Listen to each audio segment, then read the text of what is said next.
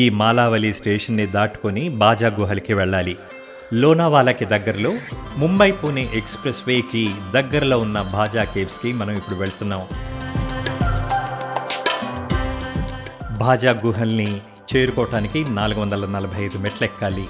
అన్ని టూరిస్ట్ డెస్టినేషన్స్లో లాగా లోకల్స్ ఇక్కడ మెట్ల మీద సాఫ్ట్ డ్రింక్స్, మజ్జిగ, ఇంకా వేరే ఈటబుల్స్ అమ్ముతూ ఉండటం మనం చూడొచ్చు.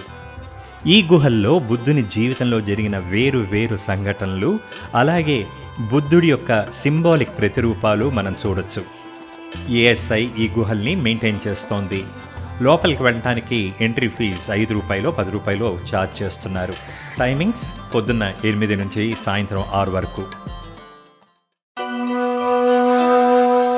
ఇదే బాజా కేవ్స్.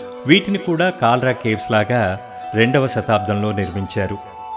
రఫ్లీ 160వ సంవత్సరంలో అనుకుంటాను. ఇప్పుడు మనం 2024లో ఉన్నాం. అంటే 1864 సంవత్సరాల ముందు. అంతేకాదు 2 మిలేనియమ్స్ కూడా పూర్తి చేసుకుంది. బాజా గుహలు మొత్తం 22. ఇక్కడ మెయిన్గా విహారాస్ అంటే మాంగ్స్ ఉండే నివాసాలు, ప్లస్ ద మెయిన్ అట్రాక్షన్ వచ్చేసి చైత్య అంటే వాళ్ళు ప్రే చేసుకునే హాల్, అవుట్డోర్ స్తూపాస్, వరండాతో ఉన్న విహార మనల్ని ఆకట్టుకుంటాయి. కాల్రా కేవ్స్ బాజా గుహల నుంచి 7 కిలోమీటర్ల దూరంలో ఉన్నాయి. 2 కూడాను ఆనాటి కాలంలో చాలా పేరున్న అరేబియన్ సముద్రం, డెక్కన్ ప్లాటో ట్రేడ్ రూట్లో వ్యాపారుల ప్రయోజనం కోసం నిర్మించారంట. ఈ గుహలు బౌద్ధ మత ఆర్కిటెక్చర్కి గొప్ప ఉదాహరణ. ఈ కేవ్స్ కేవలం గ్రౌండ్ ఫ్లోర్లోనే కాదు, వీటికి మొదటి అంతస్తు కూడా ఉంది. ఇంకోటి ఏంటంటే గాలి, వెలుతురు చాలా అవసరం కాబట్టి కొండ ఫేస్లో కిటికీలు కూడా ప్రొవైడ్ చేశారు.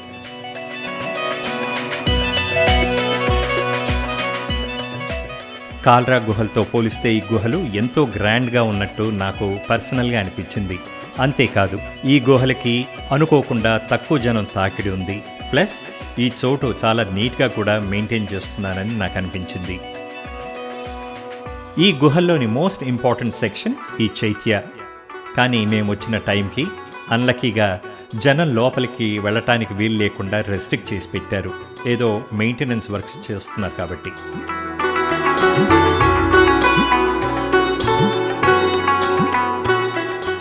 ఇక్కడ మనం చూస్తున్నది వెరండాతో పాటు కట్టిన విహారాలంటే బేసికలీ బౌద్ధ సన్యాసులు ఉండే లేదా నివసించే ప్రాంతం లేదా గదులు.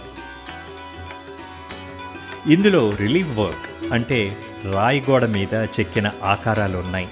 ఇవి బౌద్ధ మతానికి, బుద్ధుడికి సంబంధించినట్లు చెప్తారు. ఇంకో విషయం ఏంటంటే ఈ గుహలు మనకు కొన్ని సెంచరీస్ నుంచి నమ్ముతున్న ఒక నిజాన్ని వమ్ము చేస్తోంది. అదేంటంటే ఇప్పటి వరకు అందరూ మన దేశంలోని ట్రెడిషనల్ మ్యూజిక్ ఇన్స్ట్రుమెంట్ అయిన తబలా టర్కీ నుంచో లేకపోతే అరబ్ వరల్డ్ నుంచి మన దేశానికి వచ్చినట్టు నమ్ముతున్నారు కదా. కానీ ఇక్కడున్న ఈ లేడీని చూస్తే ఆమె తబలాని ప్లే చేస్తోంది. అంటే 2000 సంవత్సరాల ముందే తబలా మన దేశంలో వాడుతున్నారన్నమాట. వేరే దేశాల నుంచి దిగుమతి చేసుకున్న ఇన్స్ట్రుమెంట్ కానీ కాదు. ఈ తలుపుకి 2 వైపులా ద్వారపాలకుల్ని అందంగా చెక్కారు. ఒక దాంట్లో సూర్యుడు రథం మీద, మరో దాంట్లో ఇంద్రుడు ఏనుగు మీద ప్రయాణం చేస్తున్నారని అంటారు. ఈ సీలింగ్ని చూడండి. ఈ డిజైన్స్ ముందు కాలంలో వుడ్తో చేసిన సీలింగ్ డిజైన్ యొక్క ఇన్ఫ్లుయెన్స్గా చెప్తారు. ఎంత గొప్పగా మలిచారో కదా. ఈ రోజుల్లో మనం ఫాల్ సీలింగ్ని అనేక రకాల డిజైన్స్తో అందంగా క్రియేట్ చేస్తున్నట్లు వాళ్ళు ఆ కాలంలో ఇలా క్రియేట్ చేశారనుకుంటాను. ఈ గుహల్లో ధ్యానం చేసుకునే మాంక్స్కి ఆ రోజుల్లో ఈ ప్రకృతి ఎంత ఆనందాన్ని ఇచ్చుంటుందో కదా. ఇక్కడ 9 స్తూపాలున్నాయి.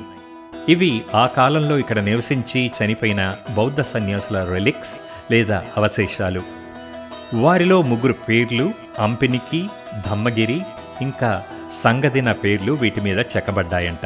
వీటిని నిర్మిస్తున్న సమయంలో ఉత్తర భారతదేశంలో మౌర్యులు, డెక్కన్లో అంటే సౌత్లో శాతవాహనులు అంటే మన తెలుగు రాజులు పరిపాలిస్తున్నారు.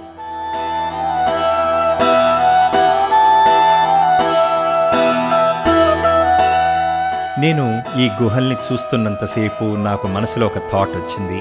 అదేంటంటే, మనం ఈ మోడర్న్ ఏజ్లో మన లైఫ్లో కాస్ట్లీ మంచాలు, మెత్తని పరుపులు, ఎయిర్ కండిషనర్స్ అన్నీ పెట్టుకుని కూడా లైఫ్లో మనశ్శాంతి లేకుండా బ్రతుకుతున్నాం. ఈ రాయిలో మలిచిన మంచాన్ని లేదా బెడ్ లాంటి ప్లాట్ఫామ్ని చూడండి. మాంక్స్ వీటి మీద చలికాలంలో, ఎండాకాలంలో ఎలా మేనేజ్ చేసుంటారో. రాయి చలికి చల్లగా, ఎండకి వేడిగా ఉంటుంది. మాంక్స్ ఈ పరిస్థితుల్ని ఎలా ఫేస్ చేసుంటారు? ఈ విషయం మీద మీ ఒపీనియన్స్ని, కామెంట్స్ని నా ఛానల్లోని కామెంట్స్ సెక్షన్లో తెలియచేయండి. మీరు కనుక ముంబై లేదా పూణేకి వస్తున్నట్టయితే ఈ భాజా కేవ్స్ని, కాల్రా కేవ్స్ని విజిట్ చేయటం మిస్ అవ్వకండి. ఇవి పూణేకి కేవలం 80 కిలోమీటర్ల దూరంలో, లోనావాలాకి 12 కిలోమీటర్ల దూరంలో, ముంబైకి 96 కిలోమీటర్ల దూరంలో ఉన్నాయి. ఈ ప్లేస్ని మీరు రిలాక్స్డ్గా చూడాలనుకుంటే కనీసం 3 గంటలు స్పెండ్ చేయాలి. వచ్చేటప్పుడు స్నాక్స్ కానీ ఫుడ్ కానీ తెచ్చుకుంటే మంచిది. ఎందుకంటే దీని పక్కన, అంటే ఈ చుట్టుపక్కల ఎక్కడ కూడాను రెస్టారెంట్స్ కానీ లేదా ఈట్రీస్ కానీ లేవు. ఈ గుహలకు ఒక ప్రత్యేకత ఉంది. అదేంటంటే, సన్సెట్ సమయంలో సూర్యకిరణాలు గుహలోకి ప్రవేశించి చాలా అందంగా ఉంటుందంట. అఫ్కోర్స్ నేను అది క్యాప్చర్ చేయలేకపోయాను. ఈ గుహలు వెస్ట్ ఫేసింగ్.